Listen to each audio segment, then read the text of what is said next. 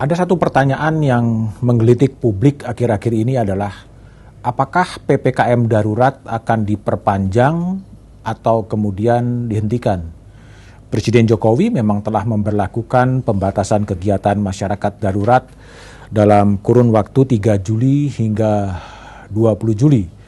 PPKM darurat memang dimaksudkan untuk mengendalikan mobilitas warga di hulu.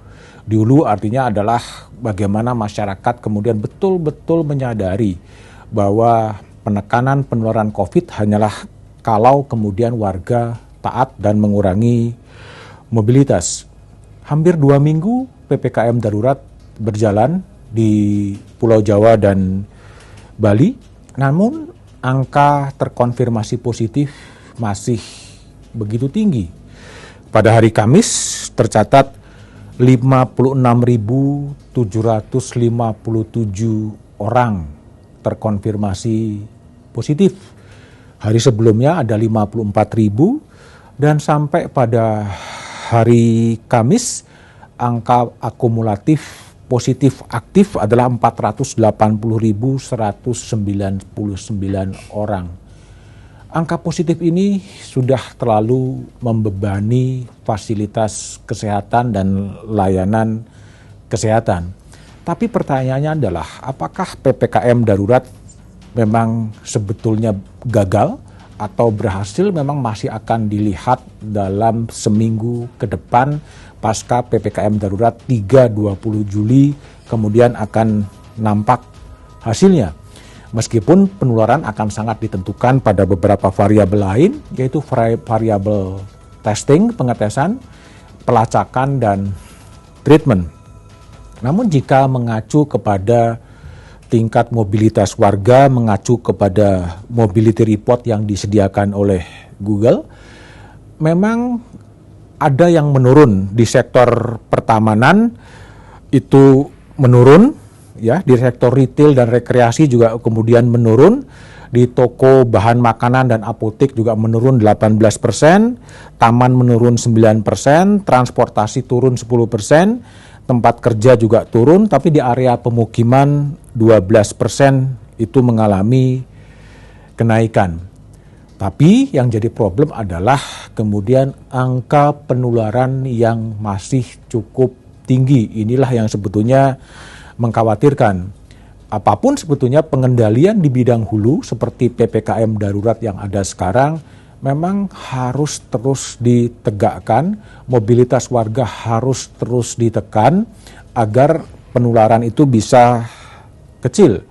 Tapi masalahnya adalah di tengah situasi ketika puncak dari COVID sedang meninggi, yang muncul adalah perpanjangan dari PPKM darurat. Pada sisi lain itu akan mengganggu perekonomian. Dilema inilah yang kemudian terjadi sekarang ini, dilema gas dan dilema rem. Penanganan mobilitas warga penting, namun yang juga harus menjadi perhatian adalah bagaimana dengan sektor-sektor terdampak. Bagaimana dengan pedagang-pedagang pecel lele, bagaimana dengan pedagang-pedagang bakso yang bekerja hari ini untuk hidup hari ini. Inilah masalah yang kemudian harus bisa diselesaikan agar pada satu sisi pengendalian mobilitas warga bisa dicapai, tetapi mereka-mereka yang kemudian terdampak dari PPKM darurat juga harus bisa mendapatkan hidupnya. Karena itulah kemudian penegakan hukum terhadap PPKM harus dilakukan dengan penuh empati, penuh dengan rasa kemanusiaan, penuh dengan rasa pengertian. Bedakan mereka yang berada di ruang-ruang publik untuk membiayai hidupnya hari ini dengan mereka yang berada di publik untuk kepentingan-kepentingan yang lain. Penegakannya tidak boleh sama, sehingga harus kemudian bisa dikelola. Syukur-syukur ketika PPKM dilakukan, diperingatkan, diberikan bantuan-bantuan sosial kepada pedagang-pedagang kecil yang merasakan betul-betul terdampak dari PPKM darurat. Pengendalian warga itu juga tidak akan bisa membawa dampak yang cukup signifikan jika testing untuk mendeteksi terinfeksi atau tidak kemudian juga tidak bisa dijalankan. Target pemerintah untuk meningkatkan testing menjadi 400.000 per hari itu harus juga kemudian dikerjakan. Masalahnya adalah yang terjadi di luar Jakarta yang melalui jalur puskesmas menantikan hasil PCR membutuhkan waktu 4-5 hari, bahkan ada yang sampai seminggu. Nah, kalau itu juga tidak dipecahkan, kemungkinan orang-orang yang positif masih bisa berkeliaran dan ini akan membuat situasi juga tidak terkendali.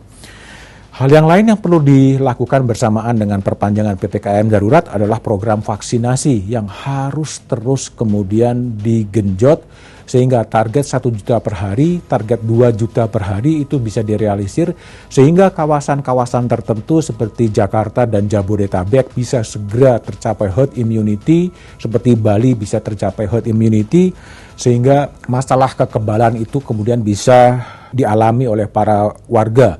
Memang problemnya Jakarta tidak bisa menjadi kota tertutup, bagaimana juga menciptakan herd immunity di kota-kota satelit yang ada. Hal yang lain yang perlu dicermati adalah bagaimana fasilitas kesehatan juga harus tetap dijaga, ketersediaan obat yang sekarang juga susah, oksigen yang juga susah, dan ruang-ruang ICU. Dan yang juga menjadi penting dan ini merupakan titik lemah dari pemerintah yang ada sekarang adalah adanya juru bicara yang handal, juru bicara yang otoritatif, juru bicara yang kredibel, juru bicara yang diterima publik. Juru bicara itu bukan juru bantah, bukan hanya sekedar membantah mengatakan berita ini hoax dan berita ini tidak hoax, tetapi adalah bisa mengkomunikasikan risiko dan bisa meyakinkan publik bahwa memang COVID-19 belum sepenuhnya bisa dikendalikan. Aspek lain yang juga harus dicermati dan harus diperhatikan adalah satunya kata dan perbuatan.